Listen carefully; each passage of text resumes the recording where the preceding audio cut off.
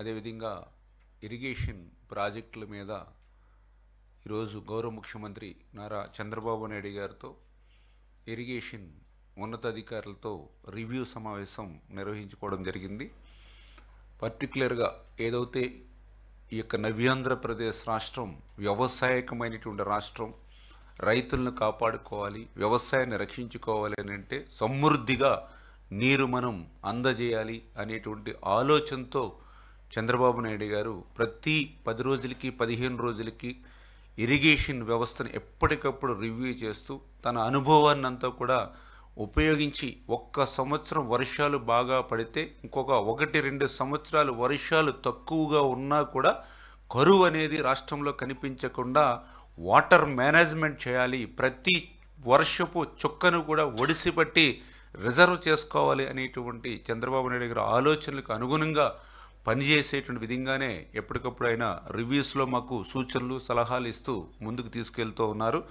అందులో భాగంగా ఈరోజు ఏదైతే ఇప్పుడు మనం జూన్ ఖరీఫ్ ఏదైతే ఉందో పర్టికులర్గా రేపు అక్టోబర్ నవంబర్లో వచ్చేటువంటి తుఫాన్ల బారి నుండి పంటలను కాపాడుకునేటువంటి విధంగా మరి ఏదైతే ఒక పంట కాలాన్ని త్వరితగతంగా ప్రారంభించేటువంటి విధంగా పర్టికులర్గా ఏదైతే ఈ యొక్క గోదావరి డెల్టా, కృష్ణా డెల్టాకు సంబంధించి ఆ యొక్క పంట కాలాన్ని ముందుకు తీసుకురావాలని చెప్పి ఈరోజు చంద్రబాబు నాయుడు గారు మాకు ఆదేశించడం జరిగిందని చెప్పి తెలియజేసుకుంటూ, అదేవిధంగా ఏదైతే అటు డెల్టాల్లో కానీ రిజర్వాయర్స్లో కానీ ప్రాజెక్టులో కానీ ఏ నెలకు ఆ నెల ఎంత శాతం నీరు మనకు లభ్యత ఉంటుంది అనేది ప్రతి నెల కూడా ఒక బులెటిన్ కూడా మీరు రిలీజ్ చేసినట్లయితే తద్వారా ఆ యొక్క రైతాంగం కూడా ఆ యొక్క వాటర్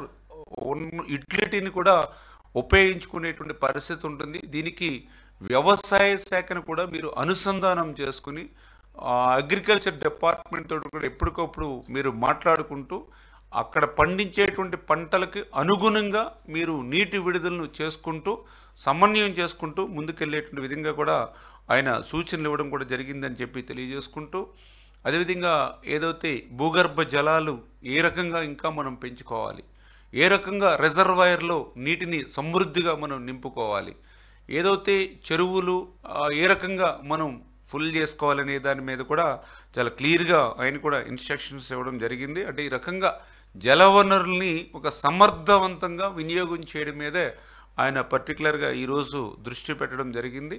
అందులో భాగంగా ఏదైతే రిజర్వాయర్స్ మరి ఈ రోజుకి కూడా ఆ రిజర్వాయర్స్ ఏదైతే చూస్తే మేజర్, అదేవిధంగా మీడియం, మైనర్ రిజర్వాయర్లకు సంబంధించి ఈ రోజుకి కూడా 516 టీఎంసీల నీరు ఈ రోజు కూడా నిలువ ఉన్నటువంటి పరిస్థితి డెడ్ స్టోరేజ్తో కలిపి ఇవాళ ఆంధ్రప్రదేశ్ రాష్ట్రంలో. అంటే గత సంవత్సరంతో పోలిస్తే 200 టీఎంసీలు ఈరోజు అదనంగా రిజర్వ్ చేసినటువంటి పరిస్థితి ఈ సంవత్సరంలో. అంటే చంద్రబాబు నాయుడు గారి యొక్క సూచనలు పర్ఫెక్ట్గా అమలు చేస్తూ వాటర్ మేనేజ్మెంట్ చేయగలిగాం కాబట్టి గతంలో కంటే ఈవేళ 200 టీఎంసీలు అదనంగా ఈవేళ రిజర్వాయర్లో నీరు నిలపగలిగాం. ఈ రోజుకి కూడా అంటే ఏదైతే అటు పంట కాలానికి సంబంధించిన సాగునీరుని, త్రాగునీరుని వేసవకాలంలో ఉపయోగించుకుని కూడా ఇంకా ఈ రోజుకి కూడా మరి దగ్గర 40% నీరు ఇంకా రిజర్వాయర్లో నిలువ ఉంది. ఇంకా ఖరీఫ్ పంట ప్రారంభానికి కూడా గత వర్షాకాలంలో ఉన్నటువంటి నీరు ఏదైతే మనం మేనేజ్మెంట్ ద్వారా దాన్ని రిజర్వ్ చేసామో ఈరోజు 40% వాటరు అంటే యూటిలిటీ పోగా కూడా ఇంకా ఈ యొక్క ఖరీఫ్కి రిజర్వ్ చేయగలిగామని అంటే పర్ఫెక్ట్గా వాటర్ మేనేజ్మెంట్ చేయడం దానికి చంద్రబాబు నాయుడు గారు ఆయన యొక్క అనుభవంతో మాకు ఇచ్చినటువంటి సూచనల ద్వారానే సాధ్యమైంది. ఎస్పెషల్లీ ఈవేళ రాయలసీమలో కూడా మరి దగ్గర మరి 240 టీఎంసీల వరకు కూడా రాయలసీమ ప్రాంతంలో కూడా ఈ రోజుకి కూడా రిజర్వ్ చేయగలిగామని అంటే టోటల్గా నీరుని ఇవ్వగలిగామని అంటే ఈ యొక్క సమర్థవంతంగా ఈ వాటర్ మేనేజ్మెంట్ చేయడమే అనేటువంటి విషయాన్ని కూడా సందర్భంగా తెలియజేసుకుంటూ, అదేవిధంగా ఏదైతే పోలవరం బనకచర్ల సంబంధించినటువంటి అటవీ శాఖకు సంబంధించి కానీ పర్యావరణానికి సంబంధించి కానీ ఏవైతే అనుమతులు ఉన్నాయో అవన్నీ కూడా త్వరితగతంగా తీసుకోవడం, డిపిఆర్ కూడా అనుకున్నటువంటి సమయానికి మరి తీసుకునేటువంటి విధంగా దానితో పాటు ఏదైతే భూసేకరణ ఏదైతే అవసరం ఉందో ఆ భూసేకరణ కూడా సిద్ధంగా అధికారులు ఫుల్ ఫ్లెడ్జెడ్గా పనిచేయాలని చెప్పేసి కూడా మరి చంద్రబాబు నాయుడు గారు ఆదేశించడం జరిగిందని చెప్పి తెలియజేసుకుంటూ, అదేవిధంగా హంద్రీనివా ఏదైతే రాయలసీమకు మరి ఒక జీవనాడి హంద్రీనివా, అటువంటి హంద్రీనివాకు ఈరోజు ఎటువంటి బడ్జెట్ లోటు లేకుండా మరి ఒక పక్క నాబార్డు ఒక పక్క స్టేట్ బడ్జెట్ ఈ రకంగా 3,800 కోట్ల రూపాయలు మనం హంద్రీనివాగా పెట్టాం. హంద్రీనివాకు సంబంధించిన పనులన్నీ కూడా మరి ఇంకా వేగవంతంగా పూర్తి చేయాలనేటువంటిది కూడా ఆయన కూడా రివ్యూలో కూడా చెప్పడం జరిగింది. అదేవిధంగా ఏదైతే పోలవరంకు సంబంధించిన లెఫ్ట్ కెనాల్ ఏదైతే ఉందో, ఎందుకంటే ఆ పోలవరం లెఫ్ట్ మెయిన్ కెనాల్ పూర్తి చేయడం ద్వారా ఫస్ట్ ఫేజ్ ద్వారా రేపు ఏదైతే ఉత్తరాంధ్రకు ఆ గోదావరి వరద జలాలు తీసుకెళ్లాలనేటువంటి ఆలోచన ఏదైతే దాన్ని అమలుపరిచేటువంటి విధంగా హంద్రీనివా అదేవిధంగా లెఫ్ట్ మెయిన్ కెనాల్ పనులు ఏవైతే ఉన్నాయో అవి వేగవంతం చేసి ద ఫస్ట్ ఫేజ్ ఏదైతే మనం 2025 జూలై కల్లా మనం నీళ్ళు ఏదైతే ఇటు మెయిన్ కెనాల్ ద్వారా లెఫ్ట్ మెయిన్ కెనాల్ ద్వారా ఉత్తరాంధ్రకు, అదేవిధంగా హెచ్ఎన్ఎస్ఎస్ ద్వారా లాస్ట్ చిత్తూరు వరకు ఏదైతే తీసుకెళ్లాలని అనుకుంటున్నామో ఆ లక్ష్యం నెరవేరాలనే విషయాన్ని కూడా ఈరోజు చర్చించడం జరిగింది. అదేవిధంగా ఏదైతే వెలిగొండ, ఎందుకంటే అత్యంత వెనుకబడినటువంటి ప్రకాశం జిల్లాకు వెలిగొండ, ఎందుకంటే ఈరోజు కూడా చంద్రబాబు నాయుడు గారు చెప్పడం జరిగింది. ఆ రోజు ఎప్పుడో 96లో అప్పుడు నేను వేసినటువంటి పునాది ఆ వెలిగొండ ఇప్పటికీ పూర్తవకపోవడం మరి చాలా ఆమెను కూడా ఆవేదన వ్యక్తం చేయడింది. ఖచ్చితంగా మనం ఫస్ట్ ఫేజ్ రేపు 2026 జూన్ కల్లా వెలిగొండ పూర్తి చేయాలి. దానికి సంబంధించినటువంటి ఏదైనా ఫైనాన్స్ సమస్యలు కూడా లేకుండా అవసరమైతే ఏదైతే కేంద్ర ప్రభుత్వం సాయంతో ఏదైతే సాక్షి ఏదైతే ఉందో దాంట్లో కూడా నిధులు పెట్టి ఇమ్మీడియట్లీ వెలిగొండకు కూడా ప్రాధాన్యతనిచ్చి 26 జూన్ కల్లా అంటే ఏదైతే వెలిగొండకు సంబంధించినటువంటి హెడ్ వర్క్స్ కానీ, అదేవిధంగా టన్నెల్ 2కు సంబంధించి బెంచింగ్ కానీ లైనింగ్ కానీ, అదేవిధంగా ఫీడర్ కెనాల్కి సంబంధించి ఏదైతే ఇంకా మనం లైనింగు అదేవిధంగా సిసి వాళ్ళ పనులు ఏవైతే ఉన్నాయో, అదేవిధంగా వెలిగొండకు సంబంధించినటువంటి ఆ రిజర్వాయర్ R&R దగ్గర 900 కోట్ల రూపాయలు ఏదైతే ఇవ్వాల్సినటువంటి పరిస్థితి ఏదైతే ఉందో ఇవన్నీ కూడా అంటే దగ్గర మరి ఫస్ట్ ఫేజ్లోని ఇంకా మనకి 3,000 కోట్ల రూపాయల వరకు ఏదైతే ఖర్చు పెట్టవలసి ఉందో అది బడ్జెట్తో సంబంధం లేకుండా అవసరమైతే ఆ సాస్కీలో పెట్టి ఆ నిధులను పెట్టి ఇమ్మీడియట్లీ మనం అనుకున్నటువంటి లక్ష్యానికి ఆ వెలిగొండ మనం ప్రాజెక్ట్ని పూర్తి చేయాలి. ఎందుకంటే గత ప్రభుత్వం ఆ వెలిగొండ ఇంకా ఇన్ని పనులుండగానే దగ్గర ఇంకా 3-4 వేల కోట్ల రూపాయలు ఖర్చు పెట్టవలసి ఉండి ఇంకా గట్టిగా పనిచేసినా కూడా 2 సంవత్సరాలు కూడా పూర్తవనేటువంటి ప్రాజెక్టుని జాతికి అంకితం చేస్తామని ఏ రకంగా అయితే మోసం దగా ప్రకాశం జిల్లా ప్రజలకు చేశాడో మరి అటువంటి పరిస్థితి నుండి మళ్ళీ ఈరోజు నీతిగా నిజాయితీగా మనం అన్నమాట ప్రకారం ఫస్ట్ ఫేజ్ 26 కల్లా వెలిగొండను పూర్తి చేయాలి. మరి త్వరలోనే వెలిగొండను కూడా ఒకసారి సందర్శిస్తామని చెప్పేసి కూడా మరి చంద్రబాబు నాయుడు గారు కూడా చెప్పడం జరిగిందని చెప్పి తెలియజేసుకుంటూ, మరి అదేవిధంగా ఏదైతే పోలవరం ప్రాజెక్టు పనుల పట్ల కూడా ముఖ్యమంత్రి గారు సంతృప్తిని వ్యక్తం చేయడం జరిగింది. అందులో ముఖ్యంగా ఏదైతే పోలవరం సివిల్ వర్క్స్ ఏవైతే ఉన్నాయో అంటే 81.70% మరి ఈ రోజు వరకు జరగడం అంటే 81.70% ఇప్పటి వరకు సివిల్ వర్క్స్ జరగడం. ఎందుకంటే గత 5 సంవత్సరాల వైసీపీ పాలనలో కేవలం 3% మాత్రమే పనులు జరిగాయి.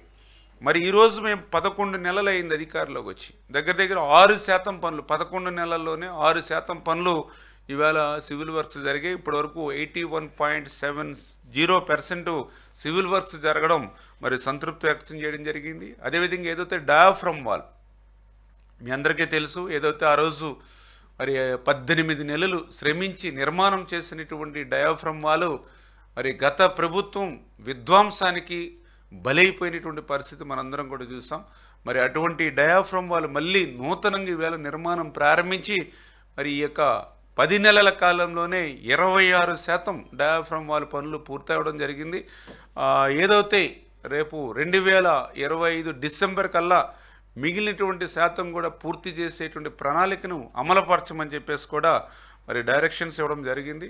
అదేవిధంగా ఏదైతే ఈ యొక్క డయాఫ్రమ్ వాల్ నిర్మాణ పనులకి అంటే రేపు ఏదైతే వర్షాకాలంలో కూడా ఇబ్బంది లేకుండా ఏదైతే అప్పర్ కాపర్ డ్యామ్ అంటే ఎగువ కాపర్ డ్యామ్ ఏదైతే ఉందో మరి దాని టైం డ్యూరేషన్ కూడా దగ్గర దగ్గర 4-5 సంవత్సరాలు అవుతుంది. కాబట్టి ఆ యొక్క సీపేజ్ వాటర్ నుంచి ఆ యొక్క అప్పర్ కాపర్ డ్యామ్కి ఇబ్బంది లేకుండా ఏదైతే బట్రస్ డ్యామ్ ఏదైతే నిర్మాణం చేయాలని చెప్పి అంతర్జాతీయ నిపుణులు ఏదైతే ఇచ్చారో దాని ప్రకారం ఆ బట్రస్ డ్యామ్ కూడా 91% మనము పూర్తి చేయడం జరిగింది. ఈ నెల ఆఖరికల్లా ఆ బట్రస్ డ్యామ్ కూడా పూర్తయి ఏదైతే ఎగువ కాపర్ డ్యామ్కి ఒక స్ట్రెంగ్త్ ఉంటుంది. తద్వారా మనం వర్షాకాలంలో కూడా ఆ పనులకి మ్యాక్సిమం ఆటంకం లేకుండా కూడా ఆ డయాఫ్రమ్ వాళ్ళు అదేవిధంగా ఏదైతే గ్యాప్ 1కి సంబంధించినటువంటి ఈసీఆర్ఎఫ్ సంబంధించినటువంటి మెయిన్ డ్యామ్ పనులు కూడా చక్కబెట్టుకోవడానికి కూడా ఇది ఒక అవకాశంగా ఉంటుందని చెప్పి తెలియజేసుకుంటూ, అదేవిధంగా ఏదైతే గ్యాప్ 2కి సంబంధించి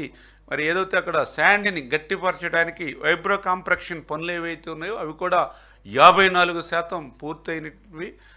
ఏదైతే నవంబర్లో కల్లా మిగిలినటువంటి శాతం కూడా పూర్తి చేసి నవంబర్ నుంచి గ్యాప్ 2కి సంబంధించినటువంటి ఈసీఆర్ఎఫ్ డ్యామ్ పనులు కూడా ప్రారంభించేటువంటి కార్యాచరణ ఏదైతే ఉందో దాన్ని కూడా మరి అమలు చేసేటువంటి విధంగా కూడా మరి చంద్రబాబు నాయుడు గారు మా యొక్క లక్ష్యాన్ని అంతటి కూడా నిర్దేశించడం. అదేవిధంగా ఏదైతే ఈ యొక్క బుడమేరుకు సంబంధించి మరి ఇప్పుడే మనం చూస్తూ ఉన్నాం, బుడమేరు వల్ల ఎఫెక్ట్ అయినటువంటి గండ్లు ఏవైతే ఉన్నాయో మరి అటు మైలవరం కానీ ఇవన్నీ కూడా కాన్స్టిట్యున్సీ యుద్ధ ప్రాతిపదిక మీద పనులు చేస్తూ ఉన్నారు.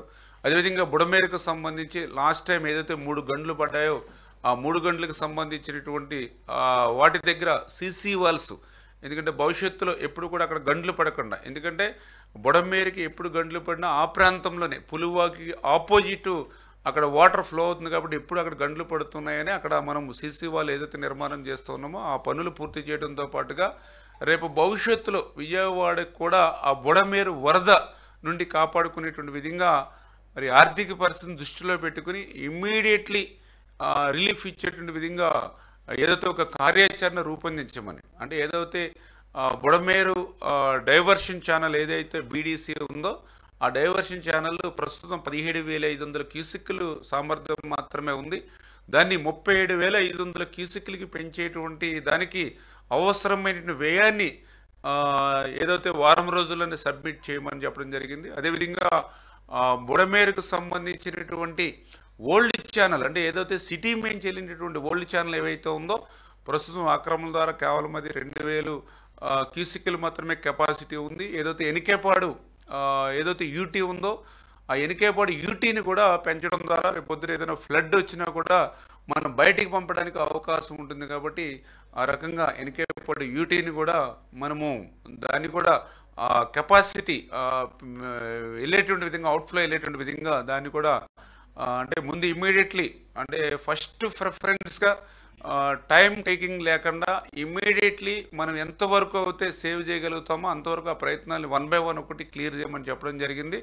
తర్వాత ఏదైతే ఆ బుడమేరుకు సంబంధించి ఇంకా ప్యారలల్ కెనాలు, అదేవిధంగా ఈ వెనుకేపాడు యూటీ దగ్గర నుంచి కొల్లేరు వరకు, కొల్లేరు నుంచి మళ్ళీ ఉప్పుటేరు వరకు ఇవన్నీ కూడా 1 by 1 ఒక్కొక్కటి చేసుకుంటూ వద్దాం. ప్రస్తుత ఆర్థిక పరిస్థితి దృష్ట్యా ఇమ్మీడియట్లీ ఆ బీడీసీ డైవర్షన్ ఛానల్ ఏవైతే ఉందో అది 37,500కి పెంచడం, యూటీ ఏదైతే మనకి వెనుకేపాడు ఉందో దాని కెపాసిటీని పెంచడం ద్వారా కొంతమేర వరద నుంచి మరి మనం కాపాడడానికి అవకాశం ఉంటుంది. కాబట్టి దాని ప్రకారంగా ముందు ఇమీడియట్లీ ఫస్ట్ ఫేజ్లో వెళ్ళమని చెప్పడం కూడా జరిగింది. దానికి సంబంధించిన ఎస్టిమేషన్స్ కానీ ఇవన్నీ కూడా ఒక వారం రోజుల్లోనే సబ్మిట్ చేయమని ముఖ్యమంత్రి గారు కూడా ఆదేశించారని చెప్పి సందర్భంగా తెలియజేసుకుంటూ, మరి ఈ రకంగా సుదీర్ఘంగా ఈవేళ ఇరిగేషన్ శాఖకు జరిగినటువంటి ఈ రివ్యూ ద్వారా చాలా క్లియర్గా మనం 1 సంవత్సరం వర్షాలు బాగా పడితే ఖచ్చితంగా రాబోయే 1-2 సంవత్సరాలు వర్షాలు లేకపోయినా కూడా మరి మనం వ్యవసాయానికి కానీ పంటలకు కానీ ఎక్కడ కూడా ఇబ్బంది లేకుండా ఆఖరి ఎకరం వరకు కూడా నీళ్ళు వెళ్ళేటువంటి విధంగా మనం ఈ చర్యలు తీసుకోవాలని చెప్పేసి మేజర్గా రివ్యూ చేస్తూ మరి మా అందరికి కూడా సూచనలు సలహాలు ఇవ్వడం ద్వారా జరిగిందని చెప్పి మీ ద్వారా అందరికి కూడా తెలియజేస్తూ ఉన్నాం.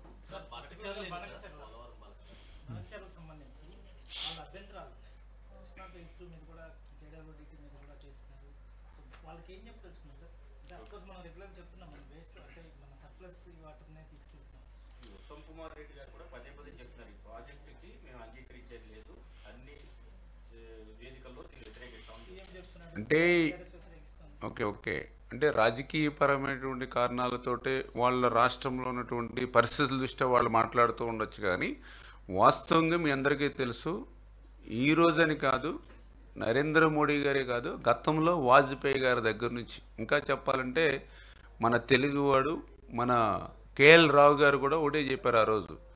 భారతదేశంలో ఇన్ని వనరులు ఉండి, ఇంత నీరు సమృద్ధిగా ఉండి, ఇంకా ఈ దేశంలో ఇంత కరువు కాటకాలు వస్తూ ఉన్నాయని అంటే దానికి పరిష్కారం ఒక్క నదుల అనుసంధానమే అనే విషయాన్ని ఆ రోజు కేఎల్ రావు గారు చెప్పిన విషయాన్ని గుర్తు చేసుకోవాలి. దాన్ని వాజ్పేయి గారు, నరేంద్ర మోడీ గారు దాన్ని అమలు చేయాలనేటువంటి ప్రయత్నం కూడా చేశారు. ఆ నదుల అనుసంధానంలో భాగంగానే ఈరోజు కూడా నరేంద్ర మోడీ గారు కూడా మరి ఏదైతే ఈ యొక్క పోలవరం, అదేవిధంగా బనకచర్ల, ఎందుకంటే మీ అందరికీ తెలుసు ఈవేళ గోదావరికి సంబంధించి ప్రతి సంవత్సరం కూడా 3000 టీఎంసీల నీరు సముద్రంలోకి పోతూ ఉంది. ఇది 100 ఇయర్స్, 100 సంవత్సరాల చరిత్ర మనం చెప్తున్నటువంటి పరిస్థితి. మేము కూడా గోదావరి జిల్లాలో ఉన్నటువంటి వ్యక్తులం. ఈ రోజుకి ఇంకా వర్షాకాలం ప్రారంభం అవ్వాల, ఇప్పుడు ఇంకా దగ్గర దగ్గర 20,000 క్యూసెక్కుల నీరు ఇప్పుడు సముద్రంలో పోతుంది గోదావరి నుంచి. ఈరోజు స్టిల్ టుడే దగ్గర దగ్గర 20,000 క్యూసెక్కుల వరకు, ఈరోజు 11,000. ఈ రోజుకి దగ్గర దగ్గర చూస్తే అంటే ఒకవేళ అప్ అండ్ డౌన్స్ ఉండొచ్చు. ఈ రోజుకి దగ్గర దగ్గర 11,000, 15,000 క్యూసెక్కుల నీరు పోతుంది ఇంకా వర్షాలు ప్రారంభం కాకుండానే. అంటే దగ్గర 3,000 టీఎంసీలు పోతూ ఉంది. ఇప్పుడు ఆంధ్రప్రదేశ్ రాష్ట్రం మనం చిట్ట చివరిన ఉన్నాం. మనం ఆ సముద్రంలో కలిసేటువంటి నీటినే మనం ఏదైతే ఈ పోలవరం, బనకచర్లకు ఉపయోగించుకోవాలి. అందులో కూడా 3,000 టీఎంసీ నీరులో మనం ఉపయోగించుకునేది కేవలం 200 టీఎంసీలే. ఇప్పుడు ఆ 200 టీఎంసీలు కూడా మనం ఉపయోగించుకోకపోతే రేపొద్దునే సముద్రంలో కలిస్తే అంటే ఉప్పు నీరులో కలిసిపోతాయి. ఇవి కూడా ఎవ్వరికీ కూడా ఉపయోగపడేటువంటి వీరు మన కింద దిగువన ఇంకెవరు ఉపయోగించుకునే వాళ్ళు కూడా లేరు. డైరెక్ట్గా సముద్రంలో పోతుంది, ఉప్పు నీరులో కలిసిపోతుంది. ఇప్పుడు 3,000 టీఎంసీలు నీరు పోతుంది, అందులో 200 టీఎంసీలు మనం ఉపయోగించుకుంటున్నాం. సాగునీరుకి కానీ త్రాగునీరుకి కానీ ఉపయోగించుకోవాలని అనుకుంటున్నాం. అంచేత ఇంకా 2,800 టీఎంసీల నీరు సముద్రంలో పోతుంది. అంచేత సముద్రంలోకి పోయేటువంటి నీరు, ఉప్పు నీటిలో కలిసిపోయేటువంటి నీరుని సాగునీరుకి త్రాగునీరుకి ఉపయోగించుకుంటూ ఉన్నాం. అంచేత దయవుంచి అంటే ఈ అందరూ కూడా అర్థం చేసుకొని సహకరించాలని చెప్పేసి కూడా మేము కూడా విజ్ఞప్తి చేస్తూ ఉన్నాం, కోరుతూ ఉన్నటువంటి పరిస్థితి. ఏదైతే ఆ నదుల అనుసంధానం, ఎందుకంటే ఈవేళ ఈ గోదావరి నుంచి కృష్ణాకి, మరి ఏదైతే కృష్ణా నుంచి మళ్ళీ మనం ఏదైతే పెన్నాకి, భవిష్యత్తులో పెన్నా నుంచి కావేరికి, ఇట్లా ఏదైతే ఇవన్నీ గంగా, యమున, మహానది, అంటే ఇట్లాగా ఏదైతే నదుల అనుసంధానం చేస్తేనే భవిష్యత్తులో ఒక నదుల పరివాహక ప్రాంతంలో వర్షాలు తక్కువగా ఉన్నా, ఇంకో నదీ పరివాహక ప్రాంతంలో వర్షాలు ఎక్కువగా ఉంటే ఆటోమేటిక్గా రాష్ట్రం సస్యశ్యామలం అవుతుంది, భవిష్యత్తులో దేశం కూడా సస్యశ్యామలం అవుతుంది. అది ఆంధ్రప్రదేశ్ అవ్వచ్చు, తెలంగాణ అవ్వచ్చు, కర్ణాటక అవ్వచ్చు, తమిళనాడు అవ్వచ్చు. ఈ నదుల అనుసంధానం చేయడం ద్వారా మరి ఏదైతే ఆ వరదల సమయంలో వృధాగా సముద్రంలోకి పోకుండా ఆ వాటర్ని ఎక్కడైతే వాటర్ అవసరం ఉందో ఆ నదులకి మళ్లించడం ద్వారా మనం ఉపయోగించుకోగలుగుతాం. ఆ కాన్సెప్ట్ తోటే ఈరోజు ముందుకెళ్తున్నటువంటి పరిస్థితి. అంచేత వృధాగా సముద్రంలో కలిసిపోయేటువంటి నీరు, ఏదైతే ఉప్పులో నీటిలో కలిసిపోయేటువంటి నీరుని మాత్రమే మనం దిగువ రాష్ట్రంగా తీసుకుంటూ ఉన్నాం. అంచేత తప్పనిసరిగా అందరూ అర్థం చేసుకుంటారని చెప్పి తెలియజేస్తాం.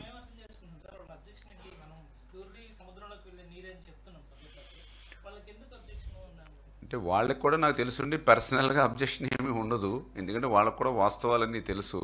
కాకపోతే ఆ రాష్ట్రంలో వాళ్ళకి ఏంటంటే ఓటింగ్, ఎలక్షన్స్, వాళ్ళు మేనేజ్మెంట్ కోసం వాళ్ళు చేసే ప్రయత్నం అని చెప్పేమో అని నేను వ్యక్తిగతంగా అనుకుంటూ ఉన్నటువంటి పరిస్థితి. ఎందుకంటే వాస్తవంగా వాళ్ళు కూడా విజ్ఞులు, అందరికీ తెలుసు. ఇప్పుడు మనం ఈ నీటిని ఉపయోగించుకోకపోతే సముద్రంలో పోతూ ఉంది, సముద్రంలో పోయే నీటిని మనం ఉపయోగించుకున్నాం. రేపొద్దున భవిష్యత్తులో కూడా వాళ్ళకి కూడా ఇప్పుడు మనం గోదావరి నుంచి కృష్ణాకి ఎక్కువ వాటర్ తీసుకుంటే వాళ్ళకి కూడా రేపొద్దున ఈ ఎక్కువ వాటర్ కృష్ణాలో వస్తే భవిష్యత్తులో వాళ్ళకి కూడా దీనివల్ల తెలంగాణకు కూడా లాభం కలుగుతుంది. భవిష్యత్తులో కూడా నదుల అనుసంధానం వల్ల అన్ని రాష్ట్రాలకి సమన్యాయం జరుగుతుంది. అన్ని రాష్ట్రాలు ఎక్కడైతే ఈ వర్షాభావ పరిస్థితులు ఎక్కడైతే ఉంటాయో ఆ ప్రాంతాలకు కూడా న్యాయం జరుగుతుంది తప్పనిసరిగా.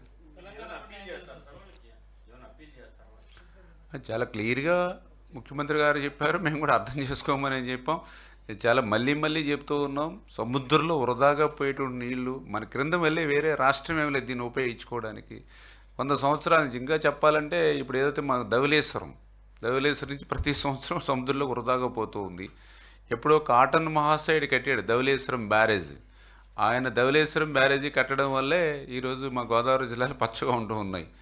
ఆ కాటన్ మహాశయుడు మనవరాలు ఆ ధవళేశ్వరం బ్యారేజీకి వచ్చి, అరే మా తాత ఈ బ్యారేజీ కట్టిన తర్వాత ఇప్పుడు వరకు అసలు పైన ప్రాజెక్టే కట్టలేకపోయారా, ఇంతటి నీరు వృధాగా సముద్రంలో పోతుందని సాక్షాత్తు కాటన్ మహాశయుడు మనవరాలే మాట్లాడినటువంటి పరిస్థితి, ఆవేదన వ్యక్తం చేసినటువంటి పరిస్థితి. అంచేత అట్లా సముద్రంలోకి వృధాగా పోయేటువంటి నీరు మేము అవ్వచ్చు, ఇంకో రాష్ట్రం అవ్వచ్చు, ఎవరైనా భారతీయులు ముందు మనం అందరం కూడా, అందులోనే ప్రత్యేకించి మనందరం తెలుగు వాళ్ళం. అంచేత ఖచ్చితంగా ఎవరికి అవకాశం ఉండి ఎవరు యూటిలైజేషన్ చేసుకోవచ్చు. ఖచ్చితంగా దీనివల్ల భవిష్యత్తులో కూడా నాకు తెలుసుండి తెలంగాణకు కూడా లాభం కలుగుతుందని చెప్పి నేను అనుకుంటున్నాను.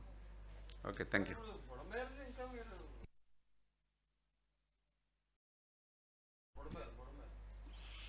బుడమేరు అంటే మీ అందరికీ తెలుసు, అది ఇప్పుడు ఒక్క రోజులోను ఒక సంవత్సరంలో కదా, ఎందుకంటే అది ఎవ్రీ 10 ఇయర్స్కి ఒక్కోసారి ఫ్లాష్ ఫ్లడ్, మీకు వాగు అది ఫ్లాష్ ఫ్లడ్. ఇప్పుడు మనం ఒక కృష్ణా రివరో లేకపోతే గోదావరి రివరో లేకపోతే నదుల ఫ్లడ్ అంటే మనము ఆల్రెడీ ఒక 100 years నుంచి ప్రాజెక్టులు కట్టుకుంటూ వస్తాను. ఎక్కడికక్కడ మనం బండ్స్ ఏవైతే ఉన్నాయో, ఏటిగొట్లు ఏవైతే పటిష్టం చేసుకుంటూ వస్తూ ఉన్నాం.